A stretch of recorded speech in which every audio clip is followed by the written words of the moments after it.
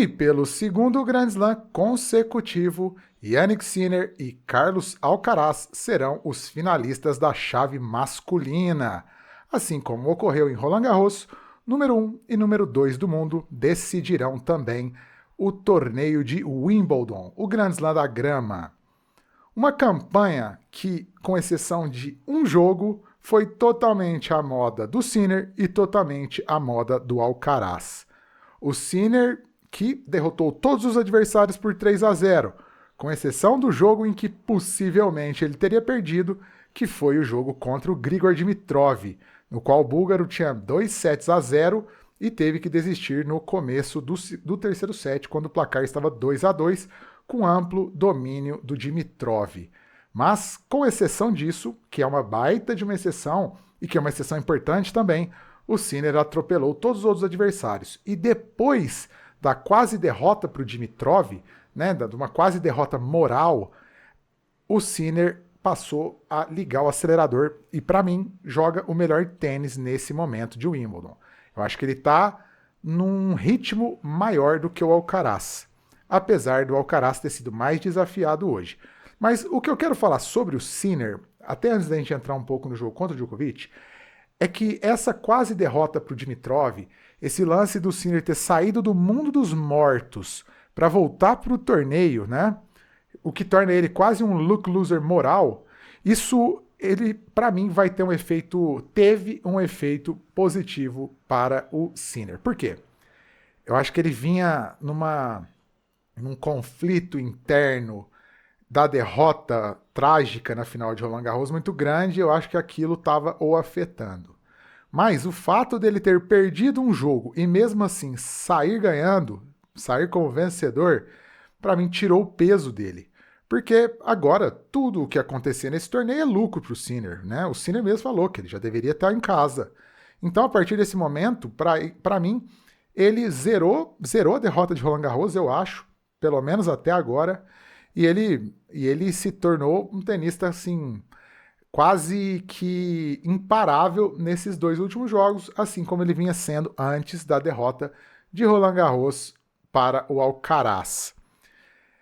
O jogo, a vitória contra o Djokovic, ela foi acachapante, né, como diriam os antigos. Foi um atropelamento.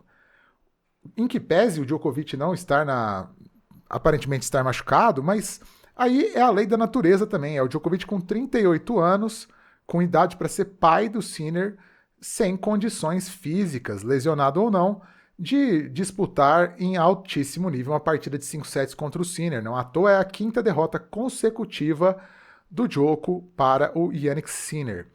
6-3, 6-3, 6-4, com um bom começo de terceiro set do Djokovic. Eu acho que o jogo valeu por aquilo, né? O Djokovic deu show ali naquele momento, o Sinner deu uma baixada, o Djokovic deu um bom pico de desempenho, mas depois as coisas voltaram ao normal e o Sinner saiu com a vitória.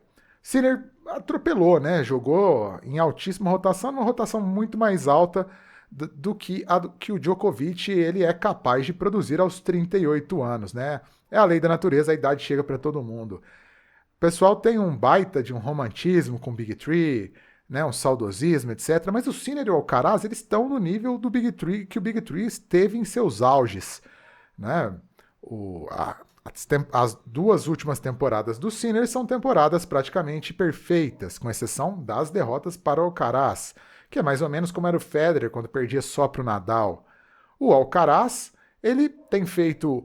Ele talvez ainda não esteja no seu auge, mas é mais ou menos como era o Nadal ali com 22, 23 anos, né, que também oscilava, perdia alguns jogos fora do saibro, e eu acho até que o Alcaraz tem um nível mais alto do que o Nadal tinha até 2010. Eu acho que, na verdade, o Nadal nunca jogou no nível do Alcaraz, que o Alcaraz joga hoje, pensando em todas as quadras. Acho que o Nadal teve um auge muito maior no saibro, mas ele nunca produziu o que o Alcaraz produz na grama, por exemplo, né?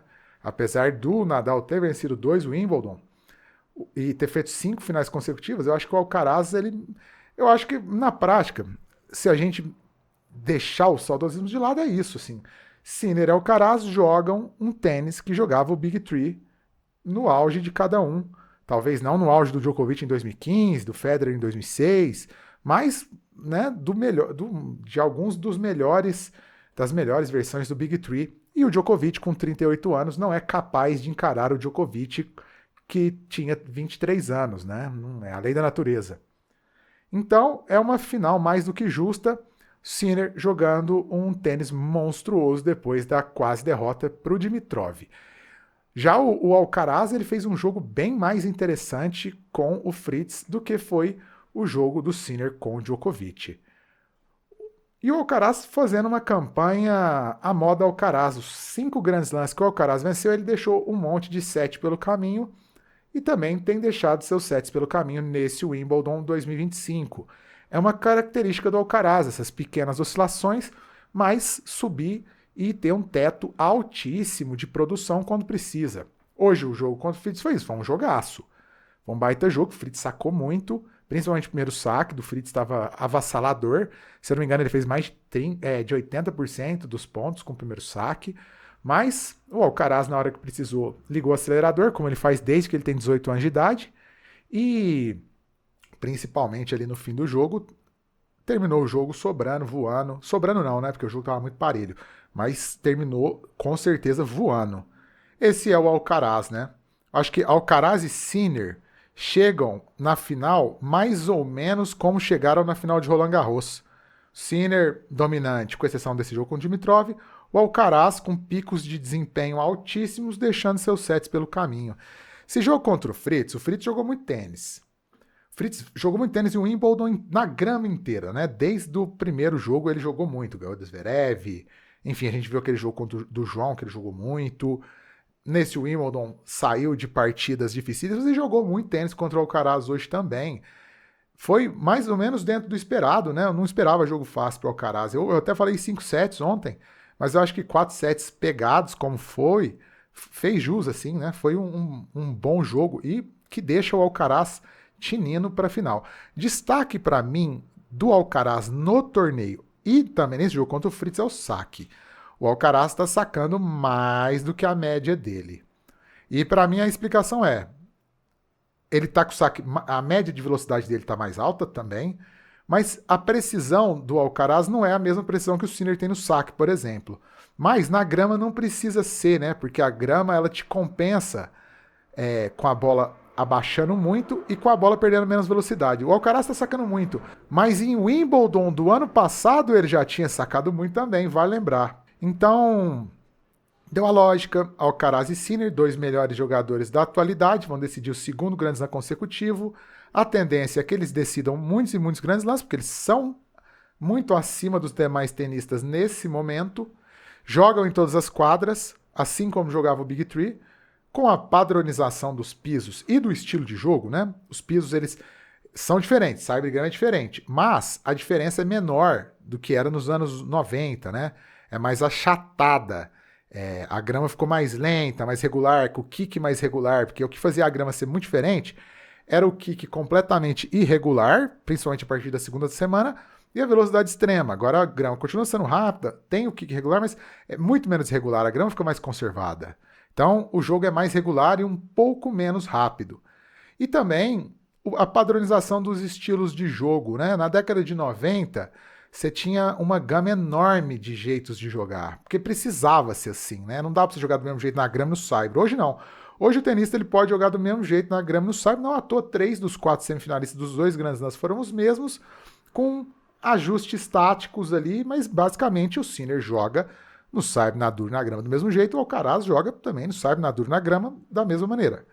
Então, com a padronização das quadras, né, com a maior padronização das quadras, com a padronização dos estilos de jogo, os tenistas que são melhores, eles tendem a se sobressair em todas as quadras, diferente no passado, que não bastava você ser melhor em questão de nível só. Você precisava ter o estilo de jogo que se encaixasse na quadra e contra o seu adversário.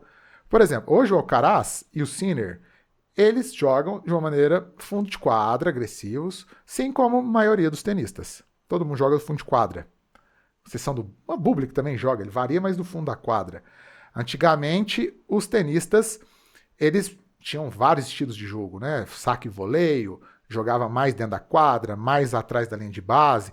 Então, não era só o nível que contava, o nível variava em pisos diferentes. Então, um tenista que vencia o outro sempre na grama perdia sempre no saibro, né? Para mim, o grande exemplo de dois caras que têm o mesmo patamar de carreira, Sergi Bruguera e Goran Ivanisevic. Né? Um foi número 2, o outro foi número 3. Ambos ganharam Grand Slam, só que o Bruguera ganhou 2, Roland Garros fez uma final. O Ivanisevic ganhou um Wimbledon e fez mais 3 finais, carreiras equivalentes. O head-to-head deles é 6-5 para o Ivanisevic. Mas como? O Bruguera ganhou todas no saibro, o Ivanisevic ganhou todas nas quadras mais rápidas. Então, antes, os confrontos eram mediados pelo estilo de jogo e também pelo nível. Hoje não, hoje é o nível que conta, porque todo mundo joga parecido, as quadras são parecidas, então você ganha no saibro, na grama, na quadra dura. Claro, tem uma pequena mudança, mas não é igual antigamente, né? Não é. Para que eu quero dizer isso? Quero dizer que a tendência é Sinner e Alcaraz dominarem o circuito em todos os pisos. O Alcaraz ainda oscila na quadra dura, mas já já também ele encaixa o jogo dele na quadra dura e vai começar a chegar mais vezes em finais em US Open, Australia Open. E assim como o Sinner está se encaixando no saibro, na grama, né? Fez as suas 2 primeiras finais de Grand Slam esse ano, a tendência é agora que Sinner e Alcaraz dominem o circuito com outros tenistas, pelo menos agora, nesse momento, ocasionalmente fazendo frente a eles, mas na maioria dos torneios, até, por exemplo, que outros tenistas que são muito jovens hoje se equiparem e cheguem daqui 2, 3 anos, nesse momento não. E outra coisa também, né? Essa questão também para mim é uma coisa para outro vídeo, mas eu vou falar nesse aqui já. A tendência é que os números do Big Three eles devam se repetir a partir de agora, com a longevidade, com essa questão da padronização da quadra, do estilo de jogo. Os tenistas vão ganhar, os mesmos tenistas vão ganhar por muito tempo, os melhores tenistas vão ganhar a maioria dos torneios, nos todos os pisos, e vão jogar por muito tempo, né? Não vejo por que Sinner e Alcaraz não tem uma longevidade enorme, né? Porque o Alcaraz, ele joga muito fisicamente, mas o jogo dele sustenta muito tempo, ele vai aprender a jogar menos físico. Assim como aconteceu com o Nadal, o jogo do Sinner também não tem um porquê ele não sustentar aí anos e anos e anos assim. Então eu acho até que Sinner e Alcaraz, eles estão repetindo o que era a rivalidade do Big Three, por enquanto em 2, né? Assim como em um determinado momento foi Federer e Nadal, depois Nadal e Djokovic. E eu acho que é isso, assim.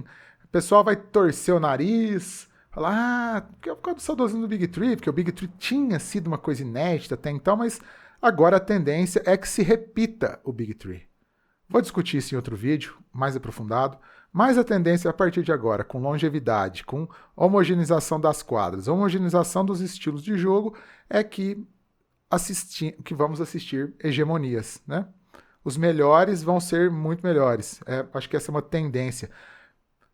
Como eu disse, né, não vou aprofundar mais, mas é só para falar que Sinner e Alcaraz, final no domingo, deve ser um jogaço, espero que seja um jogaço. Alcaraz, ligeiramente favorito, porque é o atual bicampeão de Wimbledon e ganhou as últimas todas do Sinner, mas esse Sinner que veio do mundo dos mortos e ressuscitou, para mim eu tenho a impressão que pode ter apagado parte da derrota para Roland Garros. Eu acho que o Sinner vai vir babando para ganhar do Alcaraz. Então, assim, favoritismo para o Alcaraz, 51-49. Eu tenho para mim que eu acho que o Sinner vai levar esse Wimbledon. Não, eu até prefiro o Alcaraz, mas eu acho que o Sinner vai levar esse Wimbledon, porque é uma intuição. E porque eu acho que ele tá muito mordido, e agora esse jogo contra o Dimitrov, para mim, colocou ele, fez ele ficar o morto-vivo, que não tem medo de nada, que nada mais pode ser pior. Então, eu acho que esse é o Sinner, só que o Sinner é número 1 do mundo. Então, pensa, né? O cara número 1 do mundo com essa característica de estar destemido, e eu acho que isso vai conduzi-lo ao título, ainda que eu prefira que o Alcaraz ganhe, gosto mais do estilo de jogo do Alcaraz, e também para termos aí mais disputa pelo número 1 do mundo, né? Já que o Sinner está com uma certa vantagem para o Alcaraz. E na quadra dura, o Sinner volta a ser ligeiramente favorito contra o Alcaraz, ainda que o Alcaraz tenha ganhado dele a última na quadra dura também. Então, pessoal, digam aí o que vocês acham.